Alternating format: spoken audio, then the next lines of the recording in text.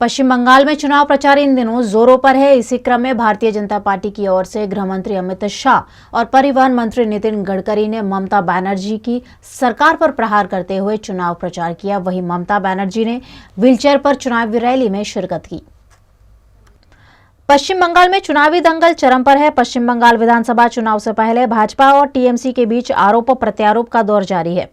TMC प्रमुख ममता बनर्जी से बंगाल की सत्ता हथियाने के लिए भाजपा पूरा जोर लगा रही है। गृह मंत्री अमित शाह पश्चिम बंगाल और असम के 2 दिन के दौरे पर है। सोमवार को उन्होंने बंगाल से अपने चुनावी अभियान की शुरुआत की। रानीबंद में उन्होंने कहा कि आज मैं थोड़ा लेट हो गया क्योंकि मेरा हेलीकॉप्टर खराब हो गया था, लेकिन मैं ये नहीं कहूंगा कि इसमें किसी की साजिश थी। उन्होंने कहा कि ममता दीदी, आप जल्द से स्वस्थ हों। आप पैर की चोट की वजह से बहुत आहत हुई हैं, लेकिन क्या आपको उन 130 कार्यकर्ताओं की माताओं का दर्द का एहसास है जिन्हें राजनीतिक हिंसा के कारण मौत के घाट उतार दिया गया? ममता दीदी, 2 मई को आपकी सारी शंकाएं दूर होने जा रही है। सबसे पहले मैं क्षमा प्रार्थी हूँ, मैं थोड़ा लेट हो गया हूँ। आज मेरे हेलीकॉप्टर में खराबी आ गई, मगर मैं ऐसा नहीं कहूंगा कि ये षड्यंत्र है। मैं ऐसा नहीं कहूंगा। ये हेलीकॉप्टर बिगड़ जाता है भाई, बिगड़ गया, मैं लेट हो गया। इसलिए पार्टी की ओर से और मेरी ओर से आपकी क्षमा प्रार्थना करता हूँ। मित्रों, आज हम यहाँ एकत्रित हुए हैं।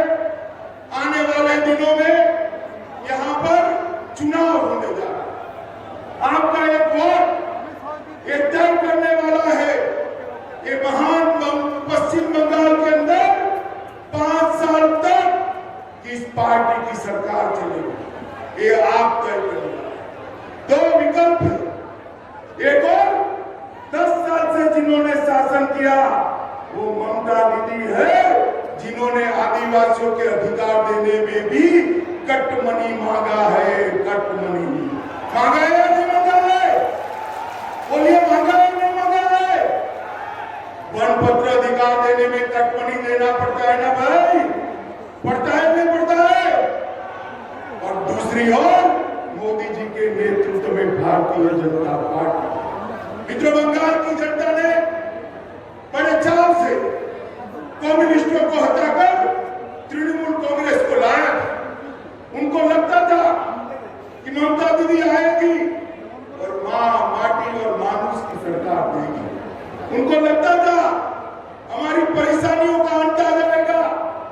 उनको लगता था कि राजनीतिक हिंसा बंद हो जाएगी, मगर यहाँ तृणमूल शासन में उल्टा।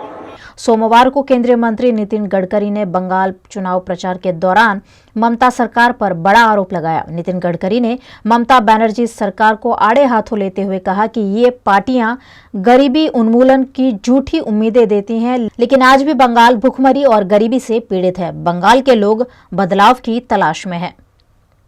मैं ट्रांसपोर्ट का मंत्री हूं। नंदीग्राम में एक बहुत बड़ा ऑटोमोबाइल उद्योग लाने की बात चल रही थी, पर इस सरकार ने उसको भगा दिया। आज मेरे अधिकार में हमारे देश में ऑटोमोबाइल इंडस्ट्री 4.5 लाख करोड़ की है और करीब आने वाले 5 साल में मैं कोशिश कर रहा हूं कि यह उद्योग 10 लाख करोड़ रुपए का होगा। देश में सबसे ज्यादा रोजगार देने वाला यह उद्योग है।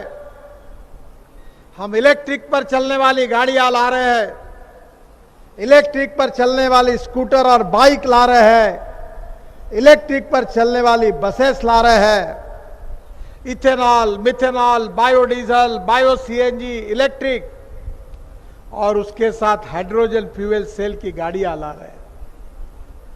बहनों और भाइयों, क्या है इस विकास में बंगाल के नौजवानों को अपना विकास करने का अधिकार नहीं है? क्या बंगाल की गरीबी दूर नहीं होनी चाहिए? क्या बंगाल के युवाओं को रोजगार नहीं मिलना चाहिए? क्या बंगाल में अच्छे रोड नहीं बनने चाहिए? क्या बंगाल में अच्छे पोर्ट नहीं बनने चाहिए? क्या बंगाल के गांव, गरीब मजदूर, किसान का कल्याण नहीं होना चाहिए? पर यह सरकार ही ऐसी है कि विकास कामों के लिए साथ नहीं देती। वहीं मुख्यमंत्री ममता बनर्जी ने भी पुरुलिया के बाघमुंडी में सोमवार दोपहर 1:50 पर रैली की। उन्होंने कहा कि मेरे पैर में चोट लगी तो विरोधियों को लगा मैं घर पर बैठ जाऊंगी, लेकिन जनता के लिए मुझे दर्द में भी निकलना पड़ा। लोगों का दर्द मेरे दर्द से बड़ा है। उन्होंने कहा कि समाज को एक साथ लेकर चलना हमारा धर्म है। हमारी पार्टी किसी के साथ भेदभाव नहीं करती। ममता बनर्जी ने कहा कि बीजेपी को जनता से कोई मतलब नहीं है। केंद्र सरकार तेल और गैस के दाम बढ़ाती जा रही है। बीजेपी महापुरुषों का सम्मान नहीं करती है। उनके नेता तो बिरसा मुंडा की मूर्ति को भी नहीं पहचानते हैं। उन्होंने कहा कि मैं रुकने या थमने वाली नहीं हूं। मेरी आवाज कोई नहीं दबा सकता। जब तक शरीर में आखिरी सांस है, ये लड़ाई जारी रहेगी। ममता ने कहा कि बीजेपी नेता गरीबों के घर पहुंचकर 5 सितारा होटल में खाना खाते हैं।